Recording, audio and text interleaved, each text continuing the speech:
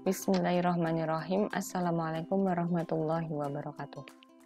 Berikut adalah screenshot dari salah satu halaman di buku Economic Development Todaro and Smith dengan judul Human Capital, Education and Health in Economic Development.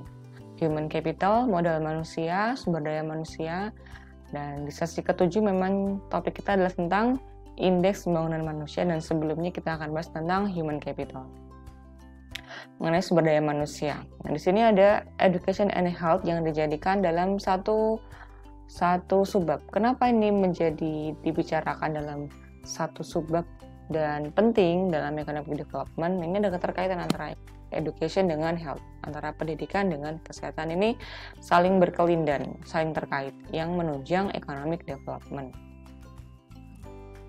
Nah, tentang education misalnya, di Indonesia berdasarkan undang-undang bahwa 20% APBN itu dialokasikan untuk pendidikan.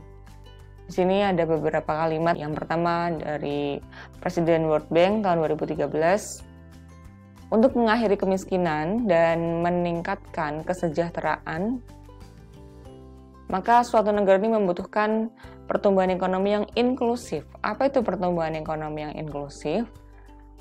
Setidaknya artinya adalah inklusif ini mencapai ke setiap lini kelompok masyarakat.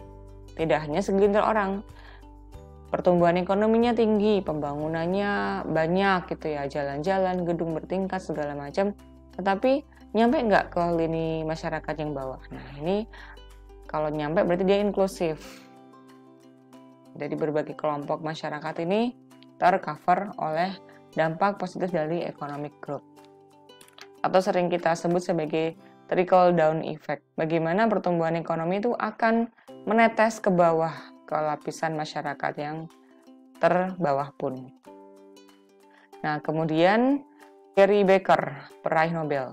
Riset saya mengenai human capital dimulai dengan usaha untuk mengkalkulasi bagaimanakah rates of return, jadi dampak dari apa? Dampak dari investment terhadap tingkat pendidikan yang berbeda-beda. Bagaimana tingkat pendidikan yang berbeda, SD, SMP, dan seterusnya, pendidikan yang tinggi, ini berpengaruh ke dampak positif gitu ya, rate of return terhadap berbagai kelompok, yaitu dari laki-laki, perempuan, kemudian yang berkulit hitam, dan lain-lain. Dan yang ketiga, dari Perdana Menteri India ini menyatakan bahwa slow improvement, peningkatan yang lambat terhadap status kesehatan penduduk dari India ini merupakan concern yang sangat besar. Dan memang tidak disangkal bahwa mereka tidak memberikan atensi yang cukup dalam dimensi kesehatan selama ini. Kesehatan ini belum mendapatkan atensi yang cukup sehingga slow improvement health status penduduknya ini terjadi. Pendidikan memainkan peran penting agar suatu negara berkembang ini bisa menyerap teknologi modern. Teknologi yang diadopsi oleh negara lain bisa diadopsi oleh negara kita, ataupun teknologi bisa dihasilkan oleh negara berkembang itu sendiri.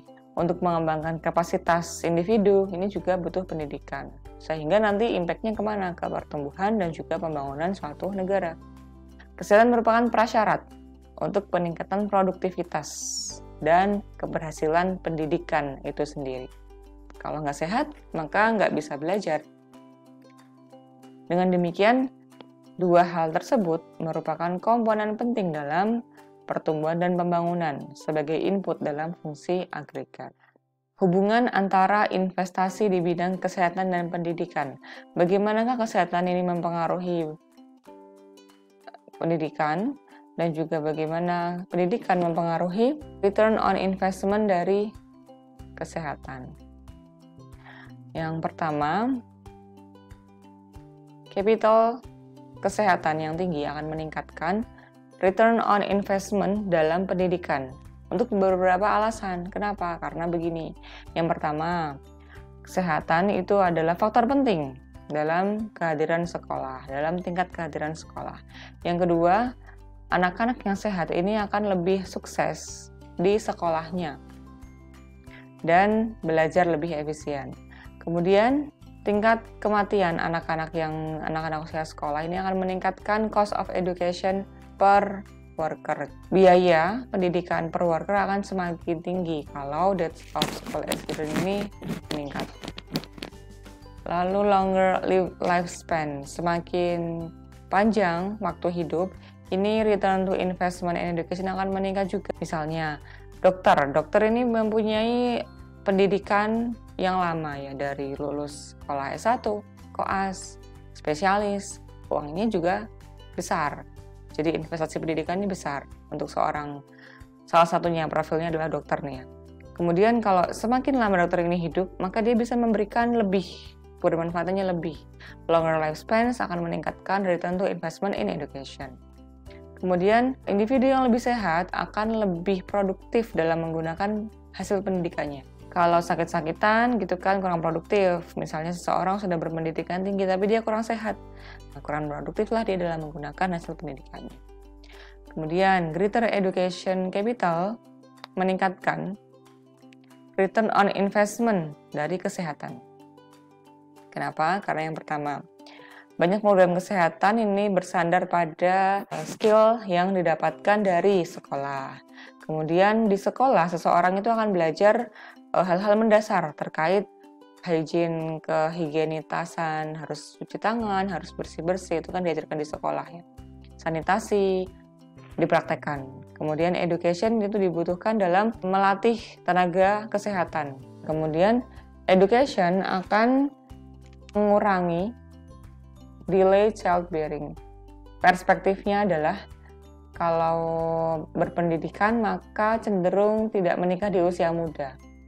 Kalau tidak menikah di usia muda, maka misalnya perempuan itu akan lebih paham, misalnya dalam hal kesehatan. Tapi mungkin dalam beberapa sisi ini agak bertolak belakang dengan ajaran Islam. Ini berdasarkan teori akan meningkatkan kesehatan kalau tidak menikah di usia muda. Ini adalah bagaimanakah kesehatan dan pendidikan itu penting dalam pertumbuhan ekonomi, dalam pembangunan ekonomi, dan juga linkage-nya seperti apa. Bikin video tentang kesehatan dan pendidikan pentingnya untuk pembangunan ekonomi. Wassalamualaikum warahmatullahi wabarakatuh.